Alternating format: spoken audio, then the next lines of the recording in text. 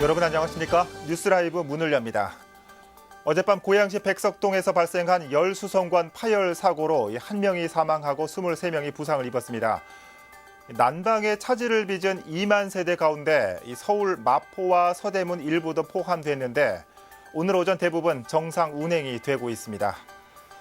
최근에 일어난 통신 대란 등 이 기관시설 사고가 얼마나 큰 혼란을 주는지 여실히 보여주는 사례입니다. 12월 5일 뉴스라이브 지금부터 시작합니다. 오늘의 헤드라인입니다. 구의회 의장단 업무 추진비를 공개하라는 목소리가 높아지고 있는 가운데 관련 조례 제정조차 어려운 상황입니다. 중구의 어르신 공로수당 관련 조례안을 중구의회가 부결시켰습니다. 부적절한 예산 편성과 미진한 지역 화폐 준비가 이유입니다. 지정 6년 차를 맞이한 서울 미래유산이 멸실되거나 취소되지 않도록 실질적인 도움이 필요하다는 주장이 제기되고 있습니다. 송파구가 한예종 유치에 사활을 걸고 있지만 정작 해당 부처는 이전 계획조차 세우지 않고 있어 행정력 낭비라는 지적이 일고 있습니다.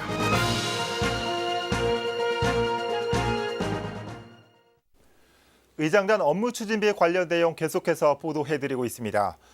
두루뭉술한 내용 기입과 인원수 부풀리기 의혹까지 비단 마포구 의회만의 일은 아닐 겁니다.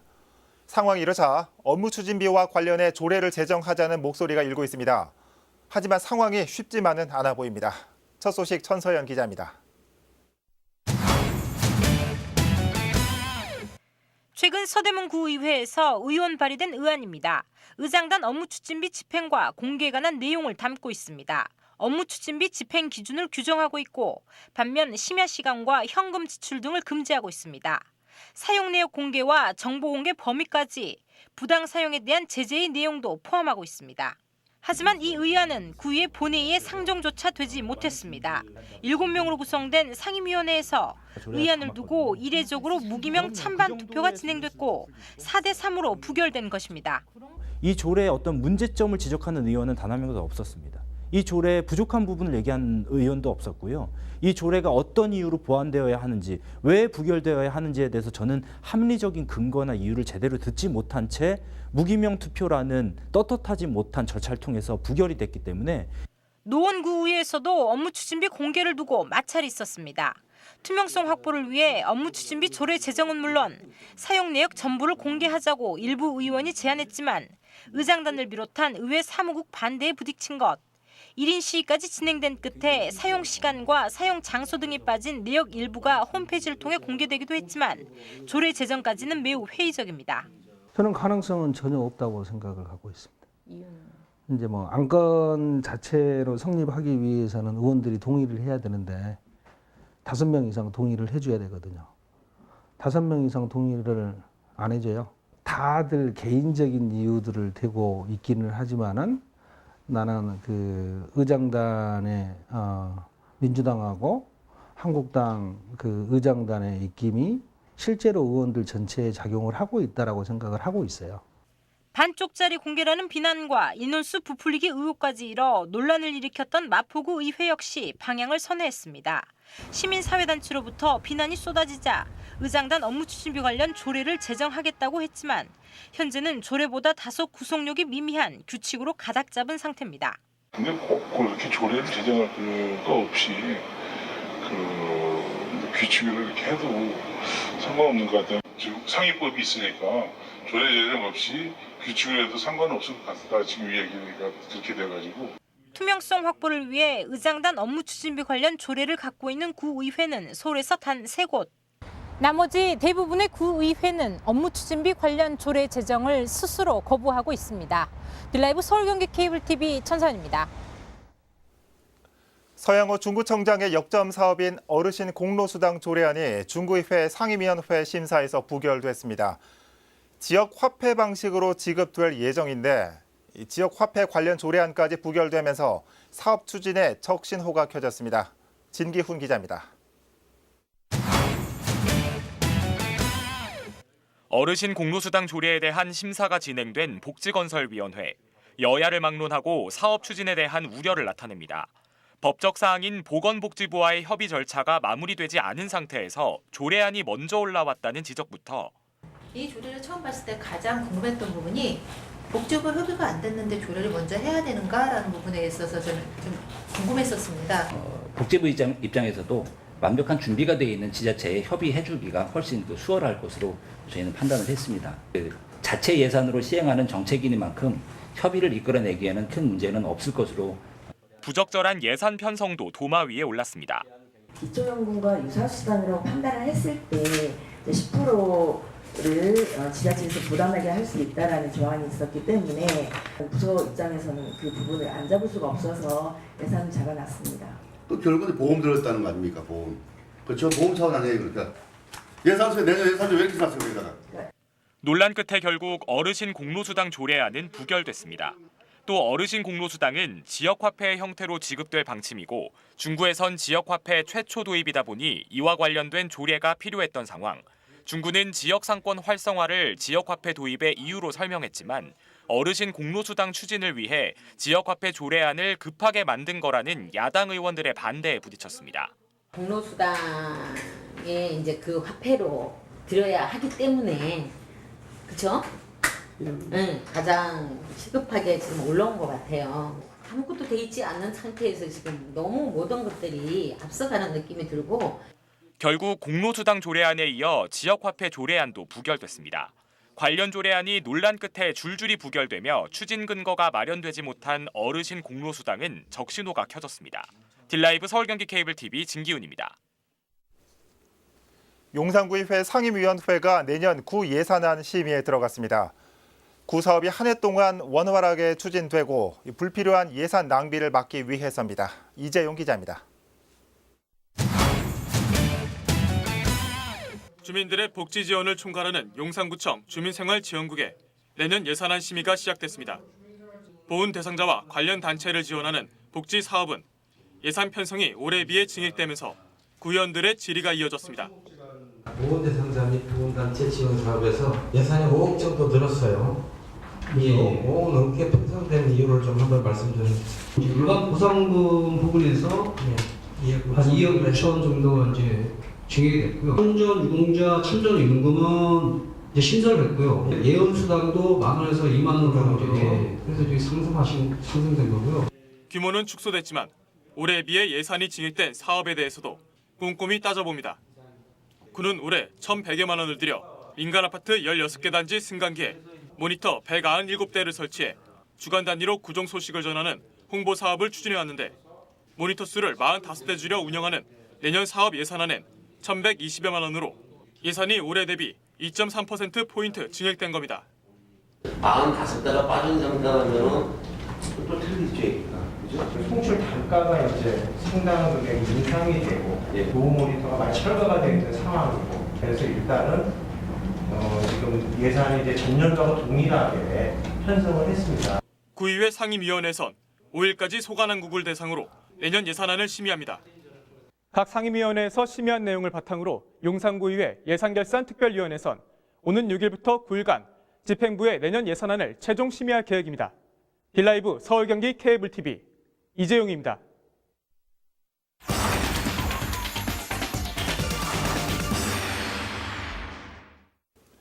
100여 년 넘게 접근이 금지됐던 용산 미군기지가 빗장을 풀고 시민들을 맞이했습니다.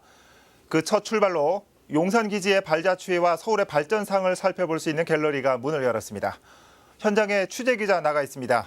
이재용 기자. 네, 저는 지금 용산공원 갤러리 앞에 나와 있습니다. 네. 이 기자, 먼저 이 갤러리가 미군기지 안에 위치해 있는데 일반인들도 이용할 수 있는 겁니까? 네, 결론부터 말하면 가능합니다. 네. 이곳 용산공원 갤러리는 지난달 30일에 개관 행사를 마쳤습니다. 지난 3일부터 평일 오전 10시에서 오후 4시 30분까지 일반인에게 상시적으로 개방되고 있는데요. 114년간의 금단의 땅이었던 미군 용산기지 내에 있는 옛 USO 건물에 서울시가 용산공원 갤러리를 조성하면서 일반인들도 들어올 수 있게 된 겁니다. 예. 지금도 말씀해 주셨지만 그곳이 USO 건물이라고요. 어떤 용도로 사용되던 건물입니까? 네, USO는 미군들이 휴식을 취하던 곳으로 주한미군 미국 위문협회 건물인데요. 잠시 건물의 외관을 보면요. 상태가 비교적 깨끗한 걸 느낄 수 있는데 지금으로부터 110년 전에 지어진 건물입니다. 일제 강점기엔 일본군 창고 사무소로 사용됐고 한국 전쟁 이후부터 지난 8월까지 USO 건물로 사용됐는데요. 근현대 역사와 함께해온 곳인 만큼 건축적으로나 역사적으로 그 가치를 인정받고 있는 건물입니다. 그런 가치 있는 건물에 용산공원 갤러리가 조성돼서 그 의미가 더 큰 것 같습니다. 안에는 어떤 작품들이 전시돼 있습니까? 네, 직접 같이 이동해서 안에 어떤 작품들이 있는지 소개해드리도록 하겠습니다. 이렇게 출입구를 지나가면 여기에 중문이 있는데요. 이 중문을 지나가면 안에 작품들이 전시가 되어 있는 모습을 확인할 수가 있습니다. 먼저 우측을 보시면요. 이곳에 총 60여 점의 작품이 전시가 되어 있는데요. 사진과 지도, 영상 등 작품 형태도 다양합니다. 서울역사박물관과 국가기록원, 그리고 용산문화원과 개인 등이 소장해왔던 작품이 현장에 전시되어 있는 건데요. 작품에선 73년간 한미동맹의 상징이었던 용산기지의 역할을 엿볼 수 있고요. 한국 전쟁 이후 65년간 서울의 발전과 주한미군과의 관계 그리고 공생 발전 과정도 담겨 있습니다. 자, 이 기자, 이 용산 미군기지 버스 투어와 갤러리 전시가 연계됐다고요. 이 마지막으로 이 신청이나 이용 방법 좀 알려주시죠. 네, 말씀하신 것처럼 국토부에서는 현재 일제 강점기 때 일본군 방공작전실로 사용됐던 사우스 포스트 벙커를 비롯해서 용산 미군기지 내에 있는 주요 장소를 버스를 타고 둘러볼 수 있는 프로그램을 진행을 하고 있습니다. 때문에 서울시는 오는 7일과 14일에 진행되는 용산 미군기지 버스 투어와 갤러리를 연계해서 운영을 할 계획인데요. 이미 지난달에 접수가 마감이 돼서 현재는 신청할 수가 없습니다. 다만 국토부 한 관계자에 따르면 내년에도 버스 투어를 진행을 한다고 하니까요. 관심 있는 분들은 조금 더 기다리셔야 될 것 같은데요.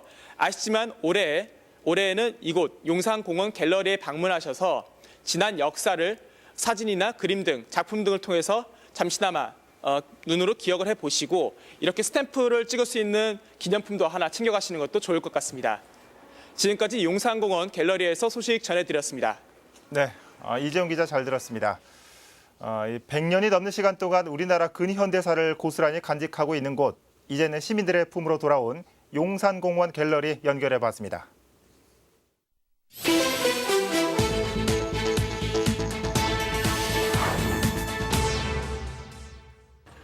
어젯밤 12시쯤 서울 은평구 가련동의 한 단독주택에서 불이 나 소방서추산 210만 원의 재산 피해가 났습니다.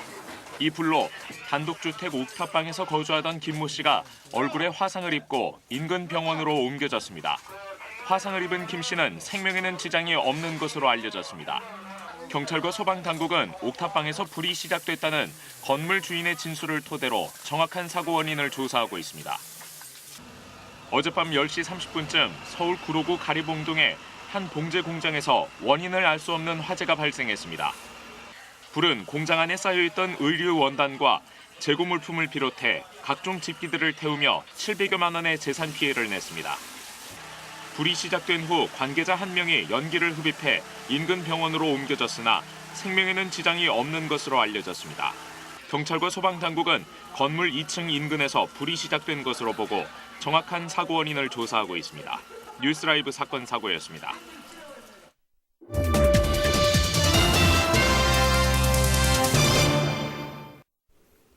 서울시는 미래 세대에 전달할 만한 가치가 있는 장소나 기념물을 선정해 서울 미래유산으로 지정해 오고 있습니다. 6년 차를 맞은 지금 다양한 아이디어로 미래유산의 보존 방향이 논의되고 있지만 한쪽에서는 미래유산의 지속성을 놓고 문제점도 제기되고 있습니다. 오신영 기자입니다.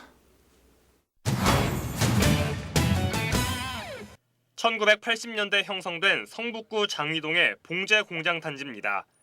이곳은 지난 2013년 서울 미래유산으로 선정됐습니다. 공장의 현대화에 밀려 한때 침체기를 맞기도 했지만 장위동의 292개 업체는 여전히 분주합니다.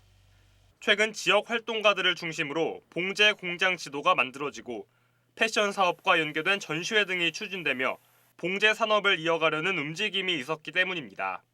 봉제 장인이라는 좀 키워드를 잡게 되었거든요. 조사를 하면서 안 거는 봉제 산업의 지금 현안상 다품종 토량 체제로 가야 되는 그 중간 지점에 있어요. 그래서 이 봉제 장인이라는 키워드도 정말 잘 이 시기와 적합한 단어이지 않나.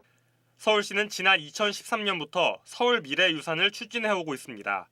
올해까지 451곳이 선정됐고 건물뿐 아니라 음악과 조형물 등 범위도 다양합니다. 서울시는 장위동의 사례처럼 시민의 참여로 미래유산을 보존하는 방향을 세우고 있습니다. 스토리텔링 방식으로 미래유산의 가치와 기능을 미래 세대에 전달해 명맥을 유지한다는 겁니다. 오래된 이발소가 계속해서 이발소로 운영될 때 의미가 있는 거지, 이발소가 문을 닫고 그 공간을 서울시가 매입해서 이발소 박물관을 만들면 의미가 없습니다. 그 기억들은 사라지기 때문에 어떻게 보면 있는 그대로 계속 활용하는 것이 중요한데, 계속 활용하기 위해서는 결국 시민들의 자발적인 참여가 필요하다는 거죠. 하지만 서울시가 말하는 보전 방향에 허점도 있다는 지적입니다. 예술활동과 자연물 등 다양한 장르의 보전 방향과 지속 가능성에는 논의가 더 필요하다는 겁니다. 실제로 20년 이상 서대문구에서 영업해오던 공시책방은 치솟은 임대료를 감당하지 못해 올해 초 성동구로 거취를 옮기게 됐고, 중구의 세실극장 역시 경영난으로 폐업 위기까지 갔다 장기 임대 방식으로 겨우 명맥을 잇고 있습니다. 개인이 가지고 있거나 또는 이거가 그냥 지정됐을 때 실질적 도움이 없다면 이것이 과연 지속될 수 있는가에 대한 어떤 그런 의문을 갖게 됐습니다. 이 가치만 가지고는 안 되는 거다. 앞으로 이게 실질적으로 어떻게 도움을 줄 것인가라는 문제에 이제는 생각해 봐야 될 때가 됐다. 미래유산에 담긴 이야기를 미래 세대에 전달해야 된다는 서울시의 이상과 마케팅 등 실질적인 도움으로 지속 가능성을 논의해야 한다는 현실 사이에서 오늘도 서울 미래유산은 멸실되거나 취소되는 위기를 맞고 있습니다. 딜라이브 서울 경기 케이블 TV 오신영입니다. 송파구가 한국예술종합학교 유치를 두고 캠퍼스 유치팀을 신설하는 등 행정력을 집중하고 있습니다. 하지만 한예종 이전과 관련해 아무런 계획조차 나오지 않은 상황이어서 자칫 공허한 메아리가 되지 않을지 우려도 제기되고 있습니다. 보도에 태윤영 기자입니다. 지난 2009년 부지가 유네스코 세계유산에 등재되며 이전이 불가피해진 한국예술종합학교 석관동 캠퍼스. 한예종은 지난 2016년 자체 용역을 거쳐 송파구와 고양시를 포함한 6개 지역을 이전 후보지로 압축했습니다. 이에 따라 송파구는 캠퍼스 유치팀을 신설해 범구민 서명운동을 벌이는 등 행정력을 집중하고 있습니다. 최근 열린 송파구 행정사무감사에서는 성공적인 한예종 유치를 촉구하기도 했습니다. 한국예술종합학교 유치 추진을 하기 위해서 우리 그 공무원들이나 우리 국민들이 열과선의를 다하고 있는 거 알고 있습니다. 근데 참 아쉽게도 가시적인 성과가 나타나지 않는 만큼 저희들도 참 답답할 뿐이에요. 다른 자치단체에서 하지 않는 저희 주민 서명운동도 하고 또 범구민 유치 추진에도 구성을 해서 수차례 걸쳐서 회의도 진행했고요. 또 토지 설명회도 개최하면서 토지 소유분들의 반대도 저희가 극복해 나갔고요. 하지만 이 같은 노력에도 정작 담당 부처인 문화체육관광부는 이전과 관련해 결정된 게 없다는 입장입니다. 한예종의 부지 사용 기한이 남았다는 점과 예산 수립 과정이 만만치 않다는 이유에서 이전 계획 자체를 수립하지 않고 있습니다. 네, 이제 문체부 자체에서 검토된 내용이 하나도 없어요, 지금. 체가 들기 때문에 일단은 예산 문제도 그렇고 한예종이 22년까지 사용할 수 있어요, 그 부지를. 하루아침에 지금 어디로 옮긴다 이런 말 나오는데 그 검토 자체가 금방 이루어질 수 있는 것도 아니고. 일각에선 부동산 정책과 맞물려 문체부가 후보지 발표를 늦추고 있다는 주장도 나오는 가운데 당초 이전하기로 한 2022년도 장담할 수 없어 유치전은 공허한 메아리 속에 장기화될 전망입니다. 딜라이브 서울 경기 케이블 TV 태인영입니다. 오늘 급격하게 기온이 떨어지면서 첫 한파주의보가 내려졌죠. 토요일에는 영하 10도까지 떨어질 거란 예보도 나오면서 건강관리에 비상이 걸렸습니다. 특히 추위에 취약한 만성질환자들은 더욱 주의해야 할 것으로 보입니다. 이혜진 기자입니다. 지난해 119 구급대 출동 현황을 살펴보면 1년 중 12월에 만성질환자 신고 건수가 가장 많은 것으로 나타났습니다. 고혈압과 당뇨, 그리고 심장질환 등 만성질환자가 추위에 취약하기 때문. 최근 3년간 기록적인 추위가 계속되면서 겨울철 만성질환자 신고 건수는 해마다 증가하고 있는 추세입니다. 특히 날씨가 추워질수록 심혈관계 만성질환자는 외출에 유의합니다. 소방재난본부에 따르면 심혈관계 만성질환자의 경우 겨울철엔 가급적 외출을 자제하는 것이 좋고 외출 시엔 갑작스런 혈관 수축을 막기 위해 모자와 마스크를 착용해야 합니다. 또한 겨울철엔 빙판길 낙상 사고에도 주의해야 합니다. 지난해 겨울철 낙상 사고가 모두 987건으로 전년 대비 5.6배나 높았습니다. 당시 최저기온이 영하 12도로 한파가 계속되면서 빙판길 사고가 많았던 것으로 풀이됩니다. 노약자의 경우 낙상 사고로 인해 큰 부상이 이어질 수 있는 만큼 주의가 필요합니다. 소방재난본부에 따르면 낙상 사고 예방을 위해선 장갑을 착용하고 손을 주머니에 넣고 다니지 않는 것이 중요합니다. 또한 간단한 외출 시에도 가벼운 배낭을 착용하는 것이 좋습니다. 갑자기 넘어졌을 경우 배낭이 지면과의 충격을 완화시켜 허리를 보호해주기 때문입니다. 올해도 강력한 추위가 예상되는 가운데 건강관리에 각별한 주의가 필요해 보입니다. 딜라이브 서울경기 케이블TV 이희진입니다.